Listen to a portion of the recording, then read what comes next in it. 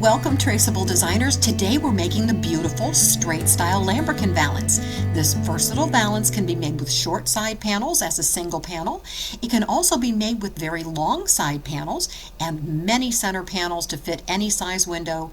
It's also very easy to hang. Just use a standard metal curtain rod and slip the panels right on the rod and then cover the center with connector panels. So you'll need your Straight Style design form from your Lambrequin kit. We're just going to cut around the outside edges to remove our design forms.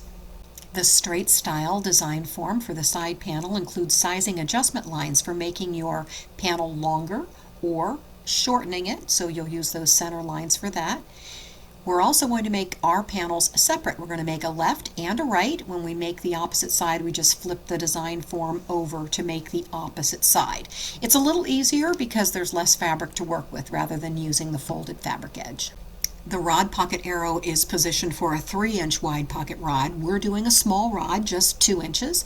So you just measure down about 4.5 inches from the upper section of your fabric and just place some marks along there. Then pull out your fusible fabric backing. Make sure it's got a very straight edge on top, and you'll use the 17-inch wide piece. And then you're just going to position that over the fabric and make sure it covers the full length. Then just fuse that down using a dry iron with a sweeping motion. Continue until that's completely fused. That will cover the area for the long side of your design form. Then you have to add another little piece of fusible fabric backing on the upper section. So that will overlap the first section, and it'll also make sure it's even across the top. And then you want that to extend beyond the lower edge so that when you trace, you make sure there's fusible backing behind there. So once you get that in place, just put it back on, make sure there's plenty of fusible backing there, and then just iron that second piece down. Once the backing is completely cooled, you can peel that off.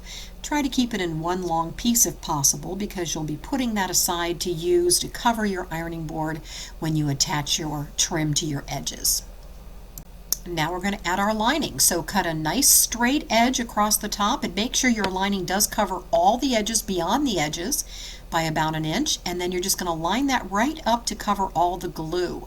So you'll position your lining along the upper top edge of the glue nice and straight, and then just start in the center with fusing down, moving out toward the sides, from the center out toward the sides.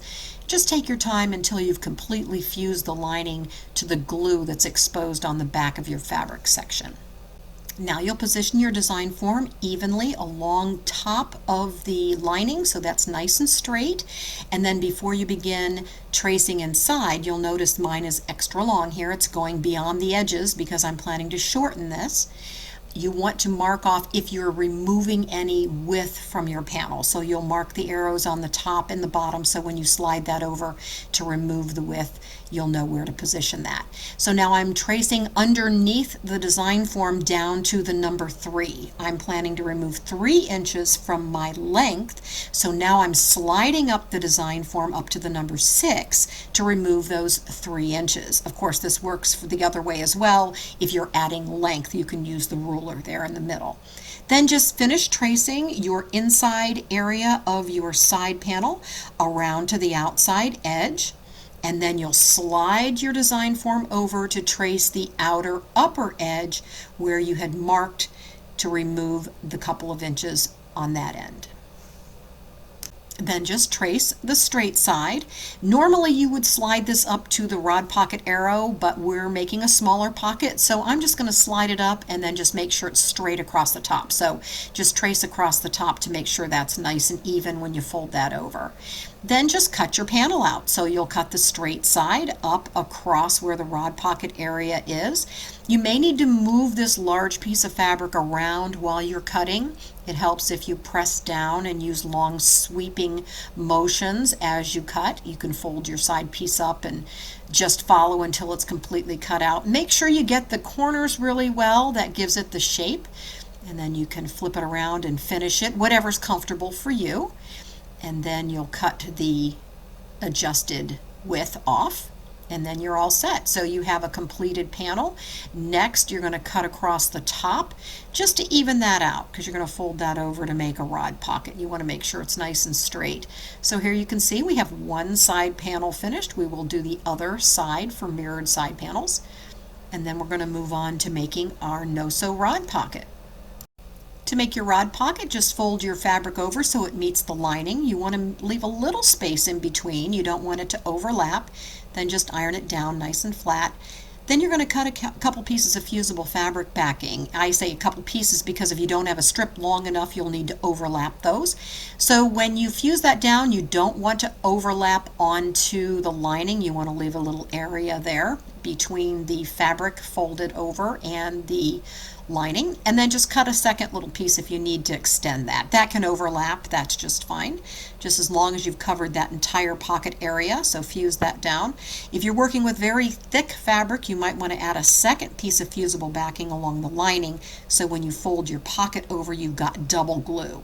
So once that's cooled, remove the paper and fold that over, and then just iron your pocket down. This takes a while because you're fusing through several layers of fabric, especially if you're using thick fabric. So take your time fusing that down. Make sure that's nice and secure because you don't want that coming apart when you hang your valance. Okay, moving on to our center panel. We're going to make a center panel to hang between our two side panels. So you'll need your center panel and connector panel design form.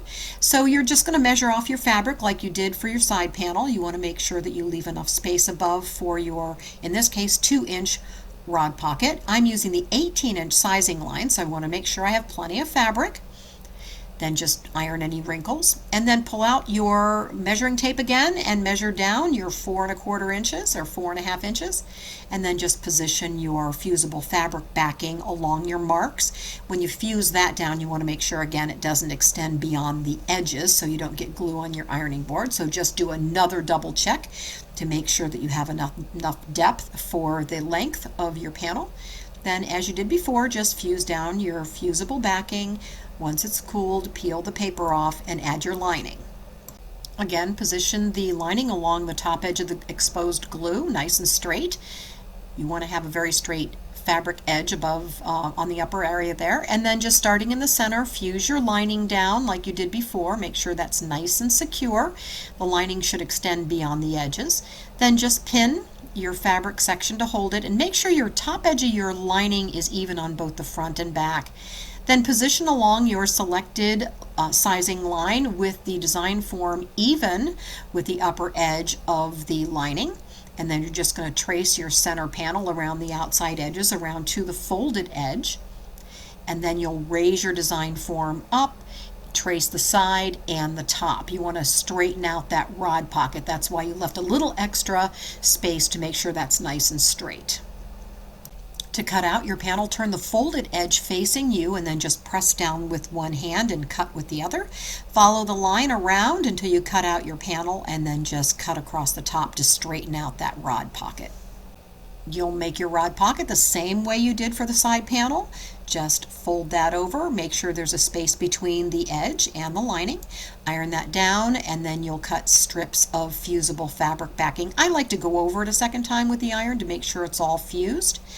Then just add your fusible fabric backing inside of your rod pocket area.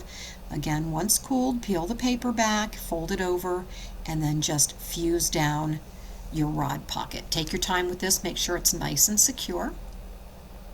At this point, I also recommend hanging your center panel with your side panels to check the panel length. You can adjust that before you move on by just cutting off some length.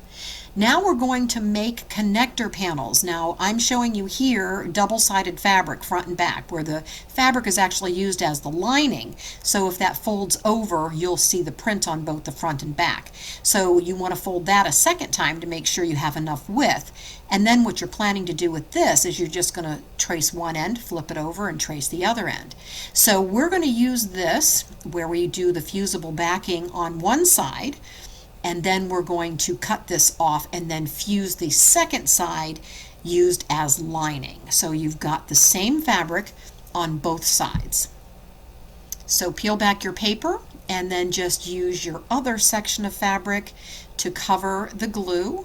Fuse that down so that that's nice and solid, and then you'll have a two-sided piece of fabric. So once you've finished fusing that, you'll fold that in half and then position your design form along the edge to cut. Now you can add width to your design form. You would know how wide it should be based on the sizing in your book before you begin, but in this case I'm making the standard size.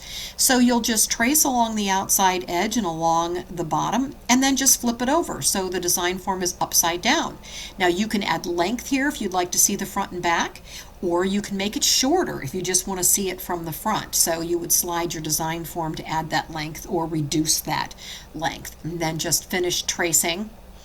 And then you probably should pin this before you cut it out so you can keep it from moving, and then just follow your traced line. I also recommend cutting inside of the traced area so you don't see any pencil marks on the outside of your fabric. Even though you're planning to cover with trim most likely, you still want to make sure you don't have any markings. So once you've cut that out, you will have a two-sided connector panel. So you can see when you fold that over, you can see it on the front and the back.